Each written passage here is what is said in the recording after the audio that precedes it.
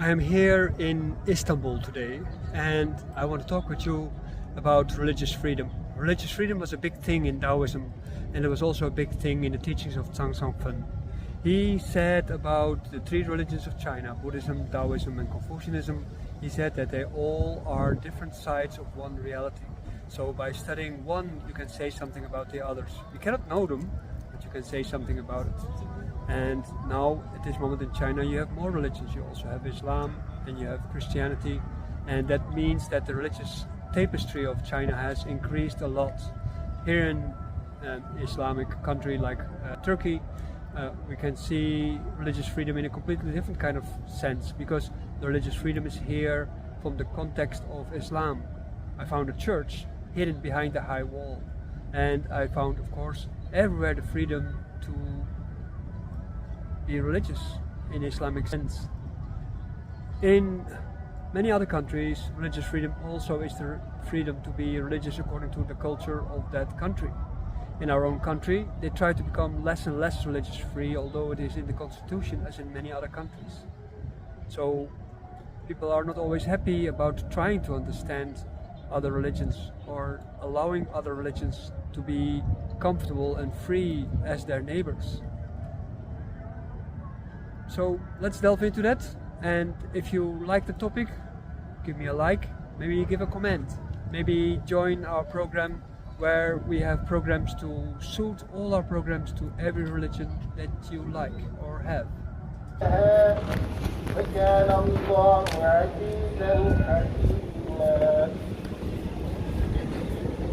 زادكم الله مغانم كثيرة تأخذونها فعجل لكم هذه وتبتغي جنات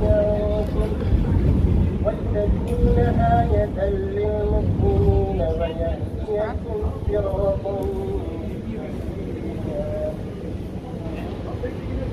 فأخرى لم تقدروا عليها قد أحاط الله بها وكان الله على كل شيء قديرا ولو قاتلكم الذين There is something beautiful about religious experience. It is both intimate as well as profoundly changing in your character. It takes courage to practice your religion in public nowadays, because in the West especially, religion has been put into the back rooms of people's private houses, and as a result of that, we have become alienated from each other in our religious experience and have been growing more towards a form of, well, lack of religious experience maybe is a good word. I do not want to say that everybody has become more atheist, but they have replaced the word religion with spirituality, the little brother of religion. What they lose out on is the shared experience of a community praying and being in fact in a trance or in a meditative trance as a result of the rituals belonging to the religious observation. In this case of Islam, you see that around prayer time, lots of men gather in the outside realm. They're not all in the mosque, and because of the outside realm, they have the experience of their deity, their God, into that nature, and it becomes less clear if what they are experiencing is nature or God or the divine. Maybe God, the divine, and nature are in fact the same, like it is in Taoism. Most of the gods, especially the lower gods, are all part of nature. They are part somehow of the rocks, of the mountains, of the trees, of the underworld, and of the people who have lived there and have become holy. Although there are secondary branches in both Islam, Christianity, and also in the Judaist religion, in effect they all pray to the highest being the Allah or the Jehovah or the Christ, depending on which sect you talk to. And at the moment, when you look at these religions, they're all very similar and they started very much the same. The Protestants, influenced by what the Rosicrucians brought from the Islamic world in Spain, they also did, like in Islam, seek a personal relationship with the divinity so that they eventually could become one with the divinity, and therefore the first prayers were outside. In Taoism, besides doing temple service for the community, your own personal religious experience is in fact in becoming one with nature. At the moment when we are practicing, we are studying, and the study is the pathway, the dharma of becoming one with nature. And every movement that we make is containing that nature inside our physical nature and our shenjing, our well, spirit, usually translated as such. Then at that moment, this one has to become one with nature, like in the devotion to trees. In Taoism, trees are very important because trees are sort of inside out human beings. They are very smart, but they are very slow in their way of moving. And as a result of that, you can say that because their head is in the soil and our head is in the heavens, we are very similar, but we are also opposite at the same time. The thing is that trees are very powerful beings. They are very concentrated and self contained, and they're in deep communication with all the trees of their own kind around them, but also with the trees of other kinds, with mushrooms in the soil, and with grasses, and even the animals that live in and around them. Like we are also almost 60% of animals and plants that are living inside us and on our skin. You see, in modern spirituality, people recognize the fact that trees are special, so they want to hug with the tree and share love with the tree and stuff like this. But within Taoism, this idea of emotional blackmail of a living creature doesn't really exist. We talk about Wu Yao, that is not possessing. And at the moment when you hug a tree, you try to possess the tree. You try to share time and try to share space with a tree. And as a result of that, you benefit from each other. You don't even have to communicate. It's a little bit like when two old friends sitting on a bench in a park. They are sharing space, they are sharing time. That is probably the deepest religious experience. It also happens very often when masters meet each other. You hear stories about it in Buddhism and in Taoism alike. Where the Abrahamic religions, they worship the highest deity, the God. In Taoism and Buddhism, they worship other things. In Buddhism, they mostly worship the mind, and the mind has to go up in Brahma. Brahma is the unity of all things. Brahma or Tai also exists, of course, in Taoism, but the most important part of their worship is towards life. Life is the exquisite outcome of Tao at work. In Taoism, all beings from the three realms of heaven, earth, and water realm, they are all welcome in that creation because they all are alive. But now it becomes time we say a little bit more about Istanbul, which was a little bit of a surprise for me. It was the first time I was here, and they had a very modern skyline. The city was, in many ways, the same like any other American city. But once inside the city and going to the center, you see that a large part of the city is built around ruins. They're not as protected at all places as in many Western cities where ruins are being surrounded by fences. They are much more part of the surrounding. There are things all the way from the Roman time and even before, but especially after the Ottoman time, and also the wealth of the people that are there now. Most wealth is in hotels. Many smaller houses and bigger houses, they are in ruins in the sense that they are in tatters. It is also a place where animals are being taken care of because they're part of what attracts people, tourists. And as a result of that, there has been a cat culture in development over time. Other animals in Istanbul are scavenging animals like crows, there are doves, there are all kind of other things. But besides all these different kind of animals, there is in general a very much a hustling and bustling of people all around all the time, and everything is very noisy and very messy, as it is in many other cities all over the world. When I was in Mexico City, or when I was in smaller countryside cities of say 10, 15 million people in China, or when I was in India or Nepal or in North Africa, all these cities are pretty much messy. In a way, they are organized and they are livable, you can say, but you can say that the cities are, well, born from chaos. The chaos largely comes from the feng shui of the city.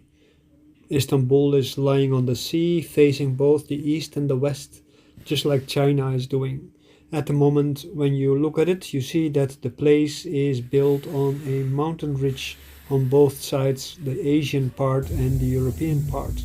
And at the moment, when you look at it, you see that houses have been adapted to the hills and the streets have been following the lines of the mountains.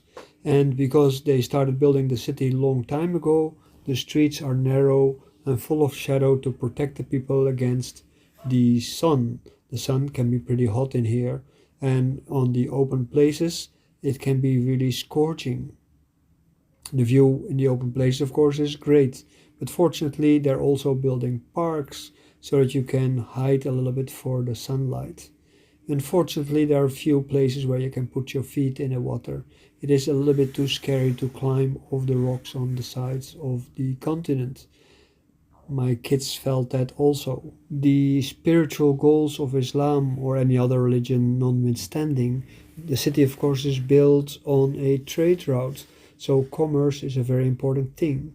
Nowadays, many tourists come here, and these tourists they need to be fed and they need to buy all kind of stuffs. So things which are traditional, like the souk, the bazaars, they have become places to get as much money from people as possible. We owe a lot to the Islamic countries for the development of capitalism. The hustle and the bustle of daily life in cities like Istanbul are, of course, elementary for understanding what kind of stresses people have. The economy here is not good. Romantically, maybe Istanbul is doing okay, according to some of the doves anyway. But at the moment, when you look at the city life as a whole, you hear a lot of people complain about the lack of economic progress, the lack of relative freedom, even though it is a capitalist city. People can do basically whatever they want as long as it within the religion boundaries, as long as it is within the boundaries of their religion. But it is in general necessary to have places to retreat. In Taoism, we retreat in our heart and in our bodies through the observation of the inner stillness and clarity. In Islam, the mosque is an important place to find that kind of solace and to then find unity with your higher being. In the church, it is very similar like that. These are places away from reality, one step higher to heaven or to wherever you want to go to after death. Of course, this quietness takes time.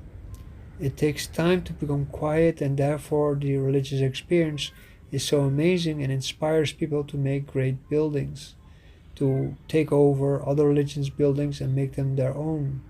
Unfortunately, there's also a separation in Islam between male and female. The large space is for the man, the small space is unfortunately for the women.